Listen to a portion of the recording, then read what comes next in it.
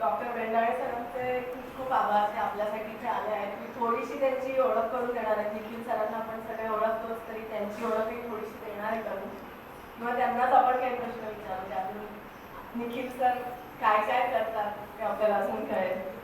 तर माझी डॉक्टर बेंडाळे सरांची मी ओळख करून देते. इंग्लिश मराठी असं मिक्स आपण म्हणाल आहे. So Dr. Yogesh Bengale, he is a renowned Ayurvedic practitioner, researcher and pharmacologist based in Pune. He is the founder, chairman and managing director of the Rasayu Group, which includes Rasayu Cancer Clinic in Karvanagar, Pune. He is a gold medalist in Ayurvedic pharmacology, MD in Rasa Shastra from Pune University. He is internationally recognized for pioneering his work in Rasayana therapy, Ayurvedic oncology and management of chronic and critical illnesses. With over 40 international patents in Ayurvedic formulations, Dr. Bengale has built evidence-based Ayurvedic solutions. म्हणजे typically आयुर्वेदामध्ये evidence based solution नसतात. आता एखादा cancer किंवा कुठला आजार असेल तर US मध्ये सगळे खूप सारा डेटा असतो जो ॲनालाइज केलेला असतो आणि त्याच्यावरनं मग ते ठरवतात औषधांचे काय डोस असतील किंवा काय होतं. आयुर्वेदामध्ये कस्टम मेडिसिन असतं, तरीसुद्धा सरांनी एव्हिडन्स बेस्ड अप्रोच ठेवल्यामुळे त्यांच्या नावावर आज ग्लोबली 40 पेटंट्स आहेत. So he is not just restricted to India.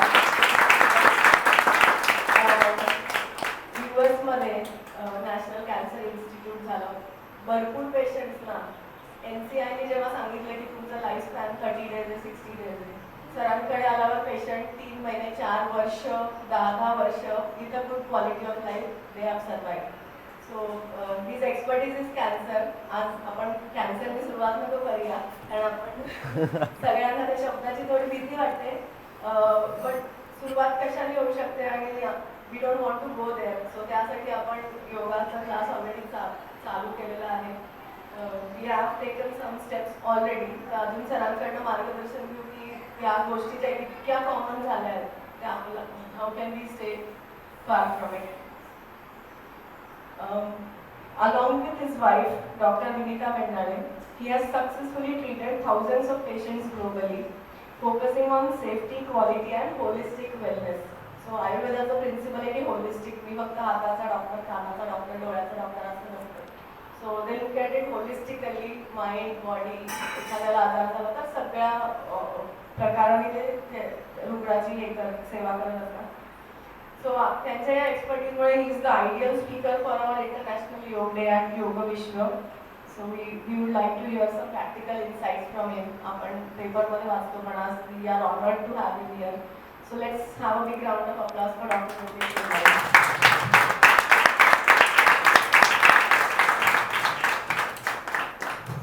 माझ्याकडे काही प्रश्न आहेत जे आपण आपल्या टीम मेंबर्सकडून, योग विश्व मेंबर्सकडून घेतले किंवा सर्वसाधारण लोकांच्या मनात येणारे प्रश्न. तर निखिल सरांना मी काही विचारणार आहे आणि काही डॉक्टरांना विचारणार आहे, कारण योग आणि आयुर्वेद हे खूप हँड इन हँड जाणाऱ्या गोष्टी आहेत.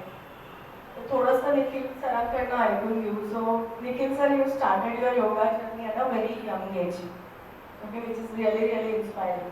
आपण आता खूप स्ट्रगल करतोय, 30च्या पुढे आपल्याला वाटतं की आता काही जमत नाही तर चला योगा स्टार्ट करू. So could you take us back to those early days and tell us what inspired you to do yoga and how your personal journey eventually led you to start Yog Vishwa. Thank you.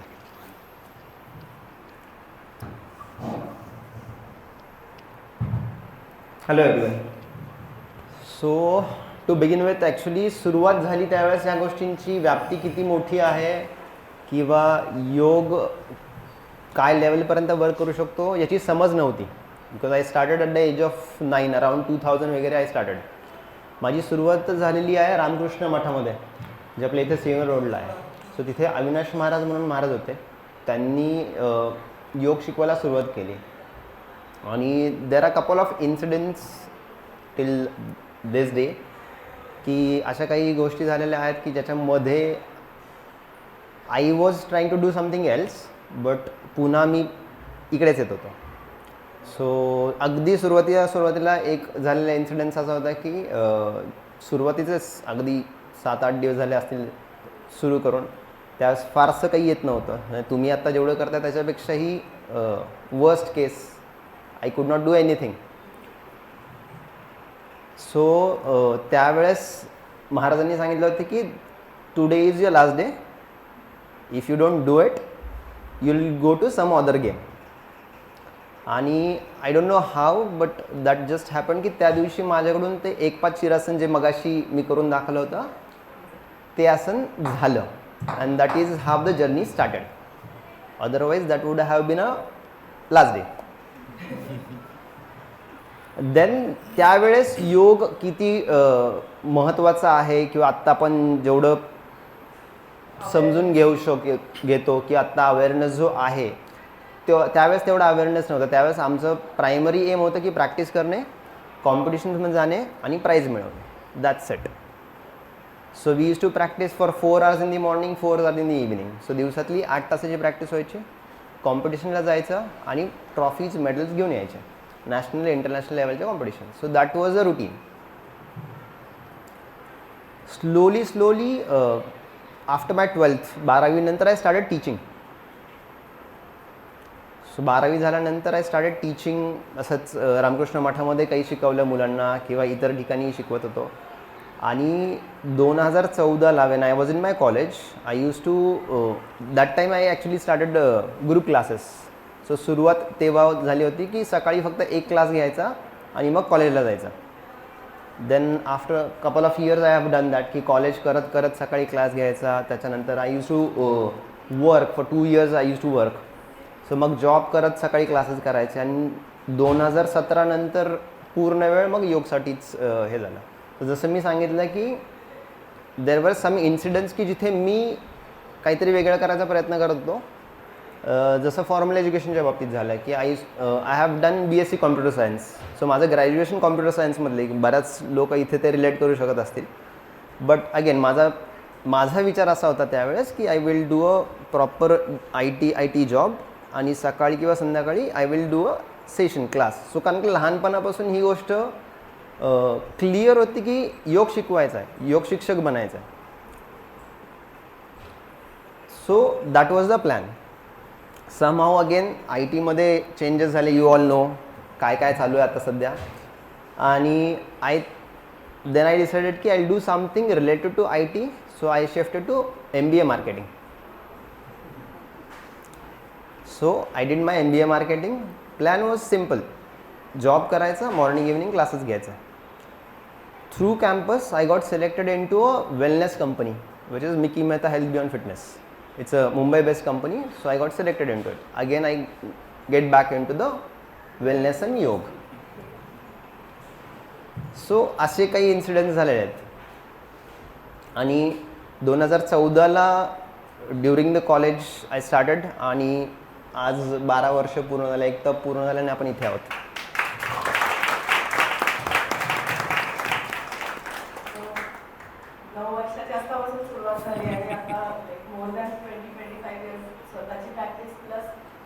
स्वतःची प्रॅक्टिस प्लस दुसऱ्यांना motivate करणं आणि त्यांच्याकडनं करून घेणं हे खूप skill आहे. आपल्याला येतं पण दुसऱ्याकडनं करून घेण्याचं स्किल सरांकडे जे आहे ते आकडे आपण बघतो ते होईल आणि 5 आकडे कधी संपतच नाही.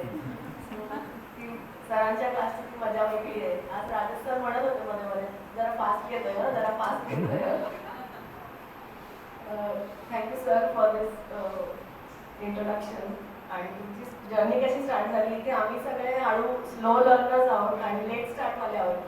एक प्रश्न आता मी डॉक्टर भेंडाऱ्यांना घेते. You have done pioneering work in रसायन थेरपी. सो पहिले तर तुम्ही रसायन म्हणजे काय ते आम्हाला सांगा, कारण नॉर्मली आम्हाला लोकांना केमिस्ट्री माहिती आहे, केमिकल माहिती आहे, रसायन हा शब्द माहिती आहे, पण रसायन थेरपी काय असते आयुर्वेदामध्ये ते सांगा. आणि आयुर्वेद आणि योग या लोकांचं मिळून लॉंग टर्म जे आपले क्रॉनिक इलनेस किंवा लाईफस्टाईल जे कुठले आजार आहेत ते आपण कसे प्रिव्हेंट करू शकतो आणि रसायन थेरपी आम्हाला कशी हेल्प करू शकते. सर्वप्रथम सगळ्यांना thank you so much Nikhil sir, अनया आणि योग विश्वाची टीम. की मी इथे खरं सांगायचं तर अनाहूत पाहुणा म्हणून अचानक टपले असं म्हणायला हरकत नाही. पण I feel this guys are my extended families. त्याच्यामुळे तेवढ्या हक्काने मी काल निखिल सरांना फोन केला होता आणि अनया पण तिथेच होती. तर रसायन हा शब्द आपण जसं अनया म्हणाली की केमिकल म्हणून वापरतो, तर संस्कृतची ही ब्युटी आहे की हा शब्द कसा बनला आहे. रस अधिक अयन या शब्दाचा मिळून रसायन असा शब्द बनला आहे. अयन शब्द स्वतंत्रपणे आपल्याला माहिती असतो. आपण उत्तरायण, दक्षिणायन, असं हे शब्द आपल्याला माहिती आहे. याचा अर्थ काय? अयन म्हणजे जाणे किंवा अयन म्हणजे प्रवास, पुढे पुढे जात राहणे, याला अयन असं म्हणतात. आणि रस हा आयुर्वेदामधला 7 धातू, 3 दोष 3 मल असा आयुर्वेदाचा ट्रायपॉड आहे. त्याच्यापैकी रसधातू शरीरामध्ये एक चैतन्य आणणारा, दर्पण अशा स्वरूपाचा आणि सर्व धातूंचं पोषण करणारा अशा स्वरूपाचा समजला गेला आहे. म्हणून सर्व धातूंचं पोषण पुढे पुढे होत राहणे, पुढे पुढे जात राहणे, याच्यामध्ये ही जी संकल्पना आहे याला रसायन म्हणतात. आणि रसायन हे दीर्घायुष्य याच्याकरता घेतलं जातं. तसंच आजार होऊ नये म्हणजे रसायनाचे फलश्रुती ज्याला म्हणतात ती अशी आहे की यत् जरा व्याधी विध्वंसं भेषजं तत् रसायन. जे जरा म्हणजे वार्धक्य आणि व्याधी ह्या दोन्हींचा नाश करतं ते रसायन. त्यामुळे आपण हेल्दी असताना पण रसायन घेऊ शकतो आणि आजारी पडल्यानंतर सुद्धा रसायन घेऊ शकतो. ही रसायनाची अतिशय प्राथमिक डेफिनेशन म्हणायला हरकत नाही. आणि सध्याच्या काळामध्ये आपण जर बघितलं तर कोणताही आजार एक्सेप्ट अगदी बोटावर मोलण्यासारखे देवी किंवा स्मॉलपॉक्ससारखे आजार जर सोडले तर प्रत्येक आजार वाढतोय, त्याचा प्रिव्हिलन्स, आणि नवीन आजार पण येतात. तर या काळामध्ये आणि तरी देखील आपण सगळेजण या मताचे आहोत किंवा आपल्याला हे सांगितलं जातं, ही इन्फॉर्मेशन आपल्यावरती बोंबार्ड केली जाते की वैद्यक क्षेत्रामध्ये खूप मोठी क्रांती होती. तर याची आयरनी अशी आहे की जर क्रांती होत असेल तर कोणता आजार आहे की जो कमी झाला आहे? हार्ट डिसीजचा प्रिव्हिलन्स वाढतोय, हायपरटेन्शनचा प्रिव्हिलन्स वाढतोय, डायबिटीजचं प्रिव्हिलन्स वाढतोय, त्यांच्या कॉम्प्लिकेशनचं प्रिव्हिलन्स वाढतंय, कोविडसारखे नवीन आजार येत आहेत, दरवर्षी नवीन व्हायरसेस येत असतात. तर सगळं जर वाढतंय तर मग आयडियली मेडिकल फील्ड काय काम करते आणि मग प्रिव्हेन्शन करता कोणी काम करते की नाही. आणि म्हणून मग इथनं योगामध्ये प्रवेश होऊ शकतो असा. आणि योग हे मी नेहमी असं म्हणतो, काही वेळेला इरिटेट होतो आम्ही लोक, हा तर खूपच होत असेल पण हा खूप संयमित आहे हे मला माहिती आहे. परंतु आमच्याकडे ज्या वेळेला सांधे दुखीचे लोक येतात किंवा ऑर्थोपेडिकचे काही तक्रारी घेऊन येतात आणि ते अभिमानाने सांगतात की आज माझं फिजिओ 3 वाजता येणार आहे, मला लवकर जायचं आहे, किंवा माझा रोज फिजिओ माझ्याकडे येतो किंवा मला फिजिओकडे जायला लागतं. तर मला कोणाला डिमीन करायचं नाही आहे किंवा कोणाला कमी लेखायचं नाही आहे. पण ही वस्तुस्थिती तितकीच आत्मविश्वासपूर्वक आपण भारतीयांना माहिती पाहिजे की ज्या भारतवर्षामध्ये योग नावाच्या शास्त्राचा जन्म झालेला आहे त्या ठिकाणी फिजिओथेरपीने पाय धरणं, मूळ धरणं आणि आपण त्याचे पाय धरणं ही खरं तर अत्यंत शोकांतिका आहे. आपण ह्याच्यावरती आत्मपरीक्षण करायला पाहिजे. आणि म्हणून रोज योग जर केलं तर, आणि ह्याच्यावरती आपल्या देशामध्ये वस्तुस्थितीच अशी आहे की आपण अतिपरिचयात अवज्ञा असा प्रकार आहे. योगावरती जास्तीत जास्त संशोधन परदेशात केलं, हजारो लाखो पेपर्स योगवरती झालेले. त्याच्यातला एक अत्यंत विलक्षण पेपर म्हणजे 25-30 वर्ष हे म्हणजे बघा, आपल्या शास्त्रावरती दुसरे जण 30 वर्ष एकच मुद्दा घेऊन रिसर्च करू शकतात. पहिल्यांदा ही वाखाणण्याजोगी गोष्ट आहे. आणि त्याच्यावरती त्यांनी असा निष्कर्ष काढला की ज्या लोकांनी योग 30 वर्ष केला त्यांच्या शरीरातल्या पेशींमधल्या, DNA मधल्या, क्रोमोसोम्समधल्या टीलोमियरमध्ये काय बदल होतो इथपर्यंत ते संशोधन झालं. आणि तुमच्या आयुष्याची लांबी ही टीलोमियरच्या लांबीला प्रपोर्शनल असते. मग तुमच्या टीलोमियरची लांबी योग केल्याने वाढते. दीर्घायुष्य हे योगाने मिळतं आणि दीर्घायुष्य मिळत असताना चांगलं मिळतं. त्यामुळे अशा स्वरूपाचा योग जर आपण दैनंदिन करायला लागलो तर डॉक्टर नावाच्या माणसाकडे कधीही चुकूनही जाऊ नका. म्हणजे मी सारखी तुम्हाला विनंती करेन, आमच्याकडे तर बिलकुलच येऊ नका कारण आम्ही क्रिटिकलमध्येच काम करतो. पण कुठल्याही डॉक्टरकडे जाऊ नका, कारण जगातल्या कुठल्याही डॉक्टरला तुमचं आरोग्य आणि तुमची प्रकृती कळू शकत नाही. हे ब्लंट विधान आहे. तुम्हाला सर्दी झाली त्याला सर्दीचं औषध काय द्यायचं हे कळतं, तिथे तुमची प्रकृती त्याला कळते असं तुम्हाला वाटतं, तो गैरसमज होतो.